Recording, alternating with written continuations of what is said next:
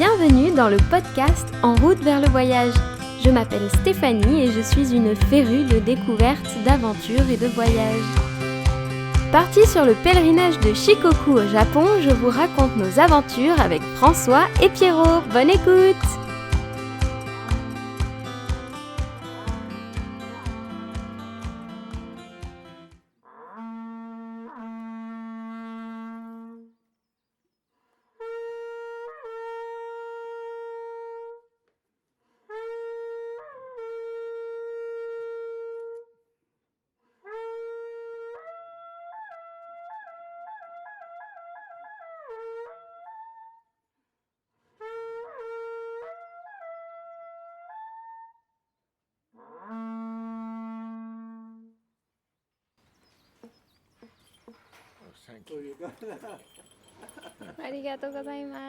Very lucky you did that.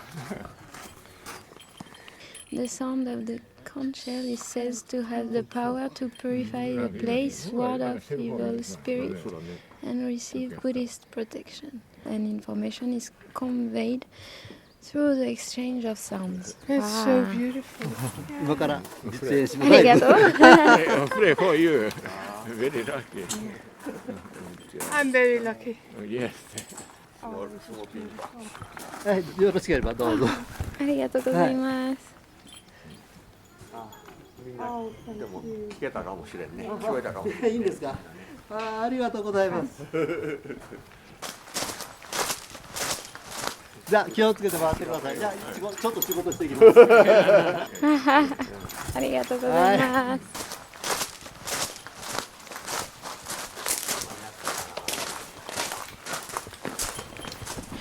Bonjour à tous.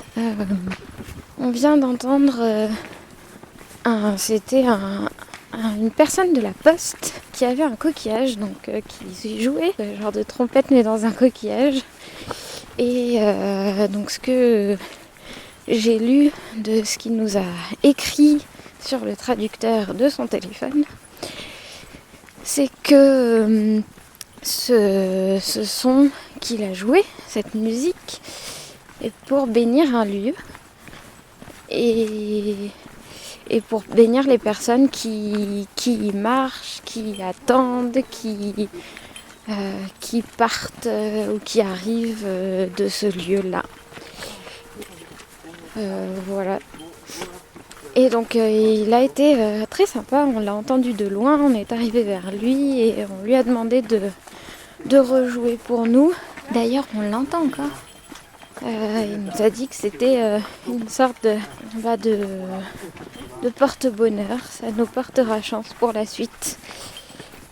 Voilà, donc très très sympathique.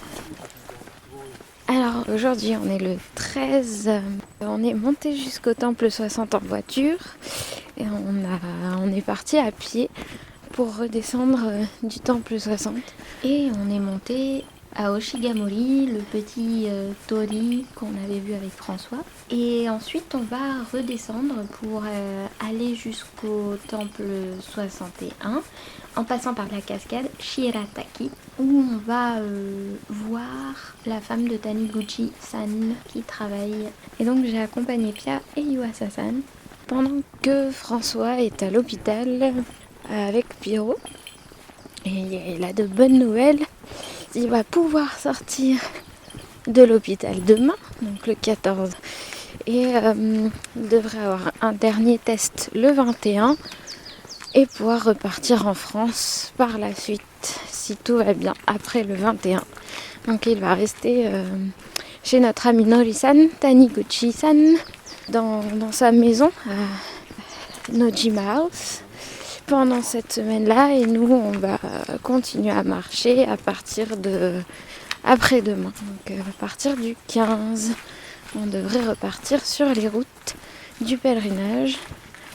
Donc partir de Nojima House pour arriver au temple 58 où on va dormir et où François a fait son volontariat de 4 mois. Voilà. Donc à suivre, et donc aujourd'hui c'est une journée plutôt tranquille, il fait beau. On descend juste la montagne, donc on a à peu près 6 km à faire Et donc hier on a fait petite soirée pour notre amie Pierre qui est arrivée et qui va reprendre aussi son chemin, mais elle dans le sens le sens normal, donc du 61 au 88. Voilà. Quand on est descendu avec François sur ce chemin-là, Taniguchi-san nous avait déjà parlé de Pia parce qu'elle arrivait bientôt, donc il nous avait expliqué qu'elle était tombée. Et du coup, avec François, on a regardé si on trouvait l'endroit où elle était tombée. Et effectivement, maintenant, les locaux ont mis un panneau pour éviter de prendre le mauvais chemin. Donc on va le retrouver avec Pia parce qu'elle voudrait voir cet endroit. Donc on va continuer à marcher un peu plus bas, c'est un peu plus bas donc. Et donc allons-y.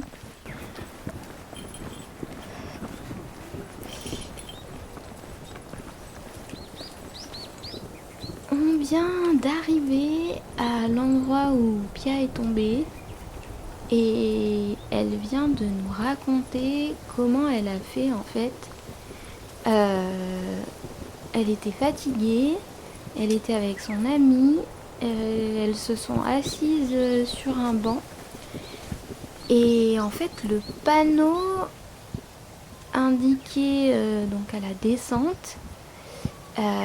Mais c'est vrai que le panneau était dans la direction des bancs aussi, enfin un peu vers les bancs mais un peu vers la descente, c'est pas tout à fait le même passage. Et en fait quand elles ont regardé le panneau en voulant repartir de leur pause sur les bancs, elles se sont dit ah bah c'est juste après les bancs. Sauf qu'en fait non, c'était un peu plus bas, le panneau indiquait la descente un peu plus bas. Et du coup, elles ont continué derrière les bancs. Et en fait, derrière les bancs, il n'y avait rien. Donc, c'est là où elle est tombée. Et je pense que son amie a dû la regarder et la voir tomber. Parce que du coup, elles étaient toutes les deux. Et donc, elle nous a raconté son périple, sa chute. Et je pense que c'était assez intense pour elle de revenir ici. Je crois qu'elle avait beaucoup d'émotions en revenant ici. Elle a bien regardé et c'est vrai qu'elle s'est posé la question mais comment j'ai fait pour me tromper tant que ça. Mais je crois qu'elle était fatiguée à ce moment-là, donc elle n'a pas vraiment... pour elle c'était évident que c'était dans cette direction et pas plus bas. Donc ouais, ça lui a fait bizarre et donc apparemment elle est tombée un petit peu et puis elle pouvait plus se relever. Elle s'est fracturé des côtes, le genou et du coup elle a attendu les secours qui viennent la chercher. Et après ils l'ont emmenée, en ambulance jusqu'à l'hôpital. Enfin bon, du coup elle est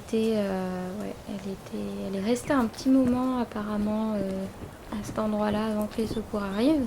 Et elle est tellement reconnaissante d'avoir été secourue qu'elle va retourner voir les secouristes avec Taniguchi-san. C'est son projet pour demain. Donc elle va aller voir les secouristes et les remercier de l'avoir secourue et qu'elle soit toujours en vie parce que je crois qu'elle a eu très très peur à ce moment-là. Et donc voilà, c'est le programme de demain. Et si je ne me trompe pas, François va y aller avec elle pour pouvoir faire les traductions.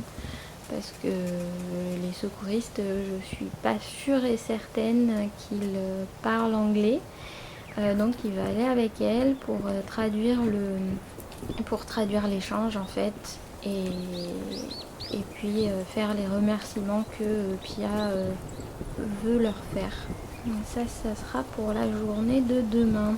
Et du coup, avant que Pierrot ne sorte de l'hôpital. Parce que Pierrot sort de l'hôpital dans l'après-midi. Et donc là, on est en train de continuer à descendre. J'avoue que on met un petit peu de temps. Je crois que Pia est aussi très fatiguée avec le décalage horaire. Donc on va assez doucement. Pour les 6 km qu'on doit faire, on n'a pas beaucoup avancé. Et je crois que finalement Taniguchi-san va venir nous chercher en bas de la descente pour aller ensuite voir sa femme, donc l'Okunoin du temple 61, pour ensuite aller jusqu'au 61 et jusqu'au 62 en voiture. Parce que là on avance assez doucement.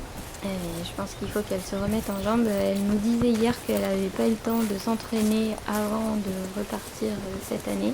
Et donc, il faut le rappeler, c'est pas mal de s'entraîner avant de partir. Sinon, c'est assez fatigant de porter le sac et de marcher en même temps. Et sachant que là, donc Pia n'a pas de sac à dos. Donc ouais, bien s'entraîner avant, c'est l'essentiel. On vient de terminer de voir l'Okunoin du temple 61 avec la femme de Taniguchi-san.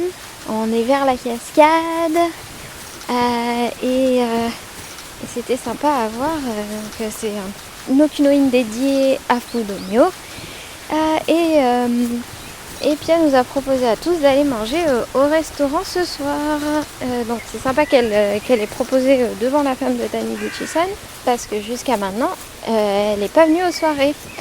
Donc ça sera une bonne occasion de faire une soirée tous ensemble. Et puis je pense qu'on va continuer notre route. On va aller refaire une photo devant Suzume, parce que Taniguchi-san aime bien avoir les photos des personnes qui viennent chez lui avec le décor de Suzume. Donc on va y retourner là. On va faire le temple 61. Et puis après moi je vais rentrer à pied pour retourner à Nojima House. Et donc voilà, aujourd'hui c'est un petit épisode vu qu'on n'a pas beaucoup marché, mais c'était sympa.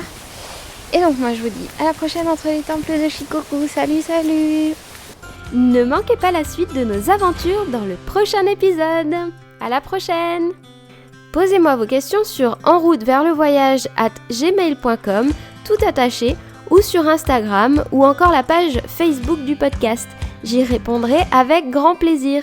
Les épisodes sont également disponibles sur YouTube pour les malentendants avec les sous-titres. Si cet épisode vous a plu, vous pouvez liker et vous abonner sur votre plateforme favorite. Spotify, Deezer, Apple Podcasts, Google Podcasts. Et parlez-en autour de vous, partagez, c'est le meilleur moyen de le faire connaître au plus grand nombre. À très vite!